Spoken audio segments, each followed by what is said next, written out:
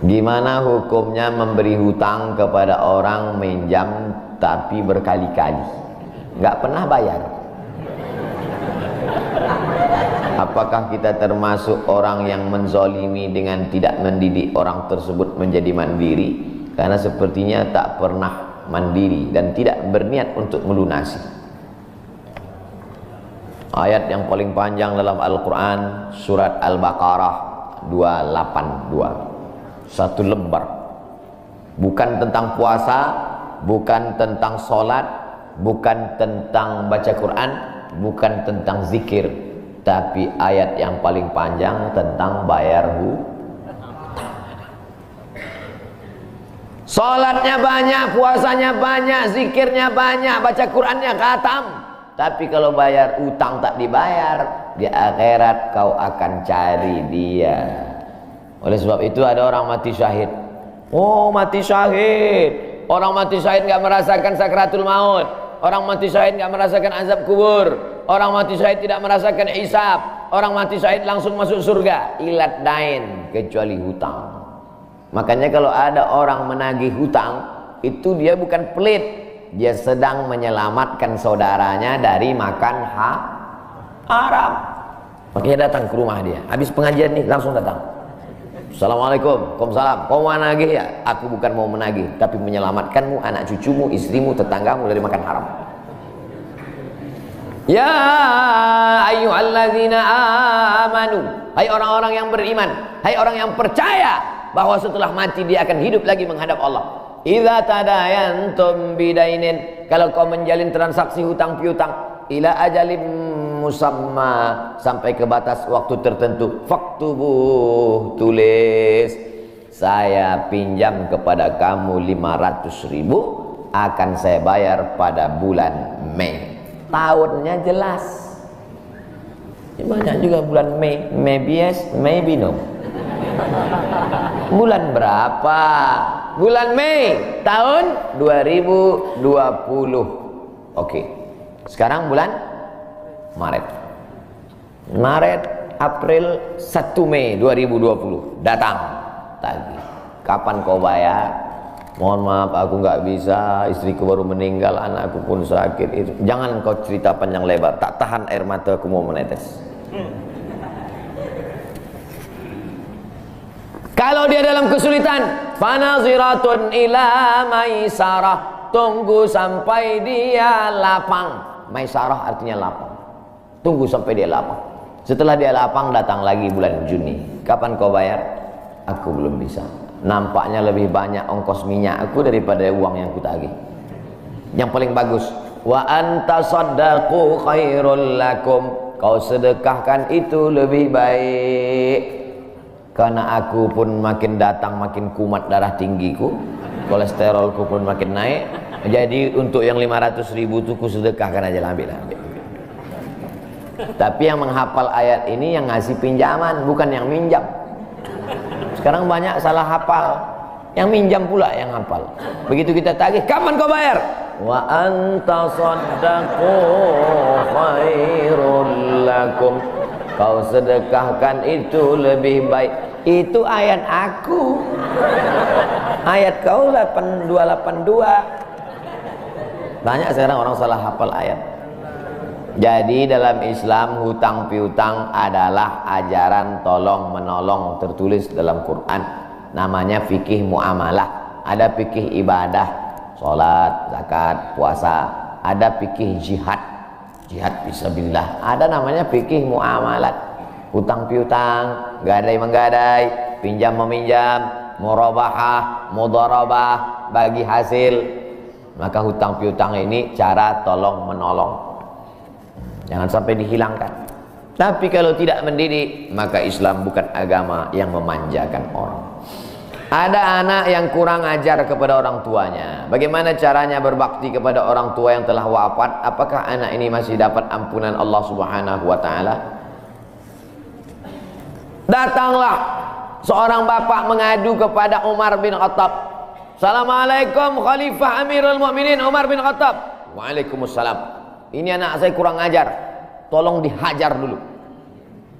Kata Umar bin Khattab, Umar bin Khattab orangnya bijaksana, dia tidak mau main pukul. Dia tanya dulu, kenapa kau kurang ajar pada bapakmu? Hai Umar bin Khattab, kata anaknya, ya, apakah seorang anak itu punya hak terhadap bapaknya? Ya. Apa hak anak? Mencarikan ibunya yang solihah, memberikan nama yang baik, memberikan makanan yang halal. Itu hak anak. Kata anaknya, ibuku tidak baik, makanku tidak halal, namaku pun tak baik. Apa kata Nabi kepada bapaknya? Apa kata Umar kepada bapaknya? Laqad aqaqtahu qabla an ya'aqqa alaik. Sebelum anakmu durhaka kepadamu, kau sudah durhaka duluan kepada anakmu. Jadi kalau begitu, ada anak durhaka, ada bapak ini jangan sampai anak bapak tahu. Nanti dia pulang, anak durhaka kok. Dia senyum, kau bapak durhaka. Ibunya tak baik, namanya tak baik, makannya tak baik. Kasih dia nama yang baik, kasih dia makan yang halal. Kadang-kadang kenapa otaknya tak lurus? Karena makannya tak halal. Dikasih dia makan riswah, makan sogok, makan haram. Kenapa kau kasih makan haram? Gimana lah Pak Ustadz, yang haramnya aja pun payah. Astagfirullah. Allah sediakan alam semesta begitu banyak yang halal. Kenapa kau kasih dia makan haram? Jangan pernah kasih anak makan haram. Pesan kakek saya, datuk saya, kalau bahasa kampungnya grandfather. Cucuku 40 orang, yang satu ini jangan sekolah umum. Maksudnya saya tak dikasih sekolah umum, maka saya tak pernah sekolah umum. Sekolah ibtidaiyah, sanawiyah, aliyah, al-azhar, Maroko, Sudan. Tak pernah sekolah umum. Cucuku yang ini jangan sekolah umum, jangan kasih makan haram, nanti otaknya gelap. Cucuku yang ini jangan kalian kasih makan haram, nanti otaknya gelap. Pesan itu disampaikan almarhumah mak saya ke saya. Kau pun nanti anak kau jangan kau kasih makan haram, nanti otaknya gelap. Kalau sudah otak gelap, tak bisa membedakan mana tiang, mana orang, sifatnya kembali gitu. Nah, jangan sampai anak kita durhaka gara-gara kita bapak yang durhaka. Kalau anak sudah durhaka, meninggal orang tuanya, setelah itu dia bertobat, bagaimana cara minta ampunnya? Maka dia bersedekah. Mana dalilnya? Seorang sahabat datang menjumpai Nabi. Ummi matat, ibu saya sudah meninggal. Apa atasaddaqu anha? Kalau saya bersedekah, apakah pahalanya sampai kepada almarhumah ibu saya? Kata Nabi, tasaddaq, bersedekahlah, sedekahmu sampai. Maka wahai anak-anak durhaka yang sudah mati ibu dan bapakmu, maka datang kau habis pengajian ini langsung ke tempat anak yatim, panti jompo, sekolah-sekolah, pondok pesantren. Tanya Pak Kiai, Pak Kiai, apa yang kurang di pesantren ini? WC. Karena pesantren santrinya 1000, WC-nya 2. Bayangkan panjang antriannya. Berapa yang keluar dalam celana? Saya bangunkan WC, pahalanya mengalir untuk almarhumah. Maka pagi, petang, siang, malam mengalir pahalanya. Sedekah. Ayu sedekatu afdal. Apa sedekah yang paling afdal? Sakiyul ma', memberi air minum. Sedekah yang paling afdal, kasih air minum. Saya ceramah di Banjarmasin, di depan rumah seorang pejabat. Itu ada kulkas, tapi nggak sampai beku, freezer. Setiap dipencet keluar air dingin.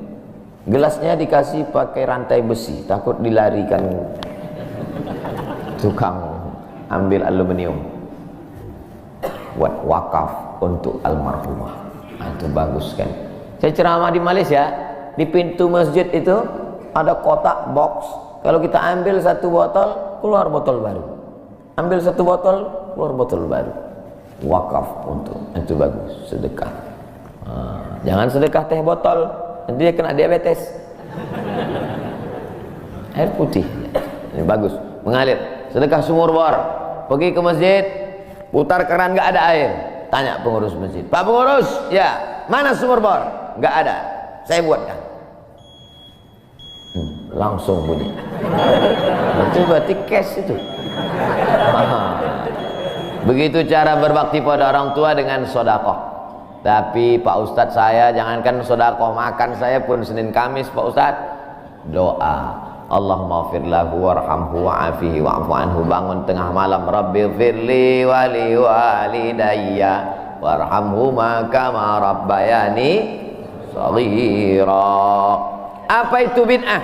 Bid'ah membuat sesuatu yang tidak dibuat oleh Nabi Muhammad SAW. Tidak ada dalilnya dari 3 aspek: qauli, fi'li, takriri. Perbuatan yang tidak ada dalilnya bid'ah. Jangan dikatakan perbuatan yang tidak dibuat Nabi bid'ah. Perbuatan yang tak ada dalilnya bid'ah. Karena kalau dikatakan yang tidak dibuat Nabi bid'ah, Nabi tidak pernah pakai peci. Tunjukkan saya mana hadis Nabi pakai peci. Berarti peci ini bid'ah. Nabi mimbarnya tangganya dari depan, ini masjid tangganya dari belakang. Berarti mimbar ini bid'ah. Mimbar Nabi tangganya dari depan, 3 lantai, 1, 2, 3. Jadi yang dimaksud dengan bid'ah perbuatan yang tidak ada dalilnya. Misalnya jam 12 siang ada bapak-bapak di panas terik tegak menghadap matahari. Pak, bapak mau ngapain? Aku mengagungkan Allah di bulan Rajab. Bid'ah itu, karena tidak ada dalilnya sama sekali. Tapi selama ada dalilnya, tidak boleh kita katakan orang itu melakukan perbuatan bid'ah. Malam Jumat baca Yasin, kumpul 10 orang baca Yasin. Yasin wal Qur'anil Hakim innaka laminal mursalin. Bid'ah. Loh, coba lihat dalilnya. Yang dibacanya itu Quran apa Quran? Quran. Baca Quran apa pahala? Yasin itu Quran atau enggak Quran? Quran. Man qara'a Yasin fi lailatin, siapa yang baca Yasin suatu malam, asbaha maghfuran lah, subuhnya sudah diampuni dosanya. Mestinya baca Quran itu semua, tapi karena dia enggak sanggup semua, dia pilih hati Quran. Hati Quran itu Yasin. Sentuhlah dia tepat di hatinya, dia akan jadi milikmu untuk selamanya. Makanya orang sebelum ngapal Quran semua, yang dihafal hatinya dulu. Itu sebelum ngapal Quran, yang dihafal hatinya dulu. Apa hati Quran? Ya Yasin. Tapi jangan hatinya aja seumur hidup, yang lain juga. Nah, jadi jangan salahkan orang baca Yasin. Baca Yasin bid'ah. Loh, Yasin kan Quran. Baca Yasin malam Jumat nggak masalah. Seumur hidup baca Yasin masalah. Karena banyak surat yang lain. Baca juga Al-Fatihah, Al-Baqarah, Al-Nisa, Al-Imran, Al-Nisa, Al-Maidah, Al-An'am. Nah, jadi mudah. Perbuatan tidak ada dalilnya bid'ah. Selama ada dalilnya tidak bid'ah.